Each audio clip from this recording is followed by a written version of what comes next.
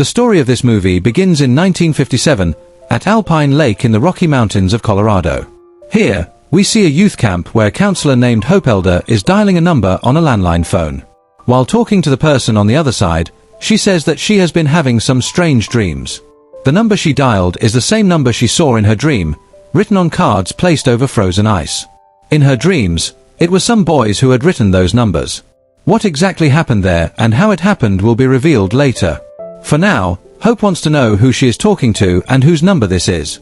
She becomes a little nervous, but the person on the other side refuses to reveal anything about himself.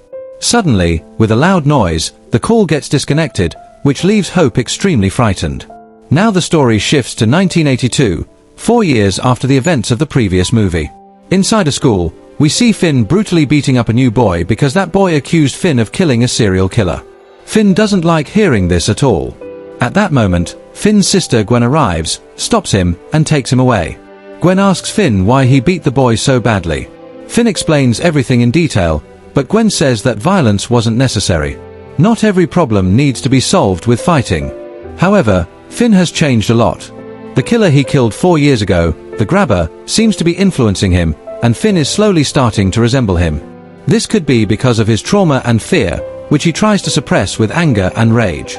Meanwhile, Ernesto, the brother of Robin, one of the grabber's victims from the previous movie, invites Gwen to a show. Gwen agrees. Finn teases her, saying it looks like a date. At first, Gwen denies it, but later admits that yes, it actually is a date. Later, the siblings return home, where their father Terrence is waiting for them. In the first movie, he was an alcoholic and abusive, but now he has changed. He has become supportive and caring. He wishes his children good night and goes to sleep. After their father leaves, Finn smokes weed and starts seeing the grabber in front of him. The grabber isn't really there. It's a hallucination caused by Finn's trauma and fear. Finn warns him that if he ever touches him again, he'll rip his face apart, just like he did before. The grabber appears wearing his iconic mask. Just then, Gwen comes outside. She doesn't see the grabber. Understanding that Finn is struggling, she tells him that he can talk to her if he wants. Finn refuses and says everything is fine. This makes it clear that the fear of the grabber is still alive inside Finn. Both siblings go to sleep. That night, Gwen has another dream. Just like in the previous movie, Gwen keeps getting visions because of an ability she inherited from her mother. Through these dreams, she used to see the grabber and his victims, and those visions help her reach the grabber's house and save Finn. This time, however, Gwen's dreams take place at the same Alpine Lake camp where the story began. Inside the camp, some children arrive. One of them is wearing a yellow jacket. Someone follows him and brutally murders him. Before dying, the boy writes the letter W on the frozen surface of the lake and then sinks into the water. The boy is dead, but his spirit appears in Gwen's dream, giving her a clue through the letter W. Within the dream, Gwen hears a phone ringing and starts moving toward it. The shocking part is that her physical body also begins moving outside the house. In reality, no phone is ringing inside the house. Finn stops her in time, and Gwen wakes up from the dream. Her body is ice cold, indicating that she was experiencing astral projection. Gwen tells Finn that she heard a phone ringing, but Finn says she was probably sleepwalking. Gwen insists that the dreams have returned, but Finn ignores her. The next day at school, Gwen is reading a book about supernatural phenomena. Ernesto approaches her and asks if she's interested in such things.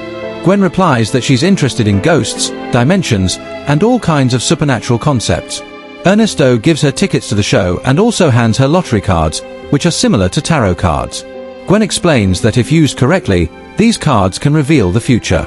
Ernesto says that Gwen herself can see things through her dreams. He explains that his parents learned about her abilities during Robin's case. Gwen says she doesn't like talking about it because people start thinking she's strange. Ernesto flirts with her and says he likes strange things. Meanwhile, Finn notices a broken phone ringing in the market. He picks it up and says that no help is available here. Finn wants to stay away from the horror that traumatized him. That night, Gwen has another dream. This time, another boy is killed, and his spirit writes the letter B on the frozen lake. Then a third boy appears, whose face is cut in half, and he writes the letter H. Together, the letters form WBH. Inside the dream, Gwen again hears a phone ringing. In the real world, Finn picks up the phone in a phone booth and this time hears the grabber's voice. The grabber says, Hell is not fire, it is ice, because ice burns even more painfully than fire. Finn is terrified. It becomes clear that this is not the grabber himself, but his spirit. In Gwen's dream, the spirits of the three boys begin haunting her. In one horrifying scene, the killer breaks a window and slices the boy's face in half. Gwen starts screaming in terror. At the same time, Finn gets trapped inside the phone booth, but after a while, the booth suddenly opens on its own. Finn runs to Gwen. Crying, Gwen says she feels like she's going insane. Finn comforts her, saying it was just a bad dream. Later, Gwen shows Finn the wound on her hand. She got it in the dream, but it has appeared in real life as well, proving that whatever happens in the dream world reflects in the real world. The next day, Gwen shows Finn a poster of Alpine Lake Camp and tells him that the place is real and that there are openings for counselors in training. Their father Terrence looks at the poster and says that this is the same camp where their mother Hope used to work, and that it was shut down in 1958. So how did it reopen? Eventually, Gwen, Finn, and Ernesto decide to travel to the camp.